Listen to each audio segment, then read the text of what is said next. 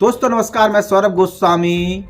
सत्ता संरक्षक माफियाओं की इस सरकार में कितनी बल्ले बल्ले है वो सत्ताधारी पार्टी के विधायक के दुखड़े के बाद आप समझ सकते हैं। हम बात कर रहे हैं झांसी विधायक के उस बयान की, जब वो बोल रहे हैं कि झंडा लगाकर माफिया, सत्ताधारी पार्टी का झंडा लगाकर माफियागिरी कर रहे हैं, गुंडागिर्दी कर रहे हैं, अवैध उगावनी कर रहे हैं, अवैध खनन कर रहे हैं, अवैध व्यापार कर रहे हैं। और इसका जीता जागता सबूत अगर आपको देखना हो तो कभी आप लखनऊ जो है, झांसी से लखनऊ जो रोड है हाईवे, उस पर जाकर देखिए कि किस प्रकार से ओवरलोडिंग के कारण, जो अवैध खनन वहां पर होता है उसके कारण जमीन जो कहेंगे सड़क वो जमीन दोष हो चुकी है। और तमाम लोग जाते हैं, तमाम नेता जाते हैं, लेकिन चूंकि माफियाओं के आगे सभी नतमस्तक होते हैं सत्ता, सरकार और स्थानीय प्रशासन, तो फिर कहनी क्या है। झांसी से लेकर लखनऊ तक का पूरा प्रशासन माफियाओं के गिरफ्त में है और माफिया अपने तरीके से अपना काम करते हैं। और एक इतना बड़ा हाईवे पूरी तरीके से जमीन दोष हो चुका है।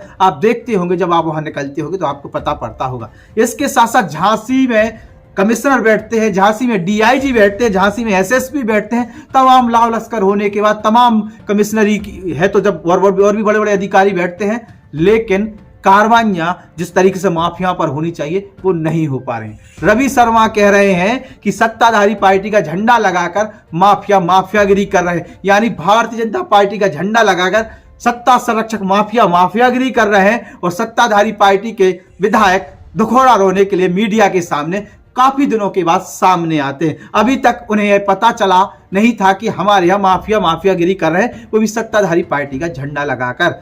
Jhansi commissioner, Jhansi DIG, Jhansi SSP और भी खनिज अधिकारियों की जो कार्यप्रणाली, इस पर सवाल खड़े हो रहे हैं। खासतौर से आपके यहाँ के जिलाधिकारी कहे, इसके बाद आपके जो एडीएम है, एसडीएम है, तहसीलदार है, इन सब की जो खनिज की जिनकी लायबिलिटी होती है, खनिज अधिकारी हैं, इन सब की जिम्मेदारी है। और इन सब पर कार्रवाइयां नहीं हो पा रही हैं, ना तो कार्रवाइयां कर पा रहे हैं सही तरीके से, और कहीं ना कहीं इन सब की कार्यप्रणाली पर सवाल खड़े हुए हैं। कहीं ना कहीं इन सब अधिकारियों की जांच होने की आवश्यकता है, जिस प्रकार से विधायक ने लेटर मुख्यमंत्री को लिखा है।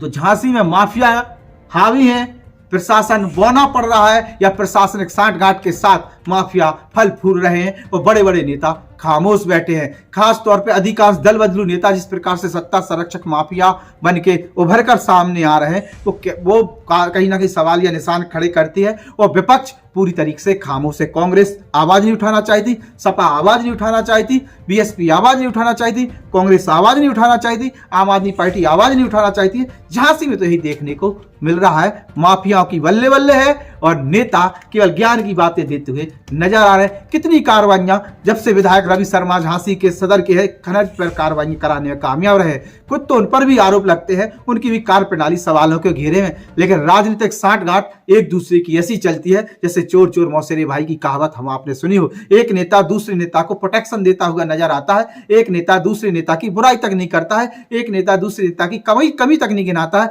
चाहे सत्ता में हो चाहे सत्ता से बाहर हो। तो अब ऐसे में झांसी में चल क्या रहा है वो आप सब समझ रहे हैं। हमारे YouTube channel the Bundelkhand post को सब्सक्राइब करें।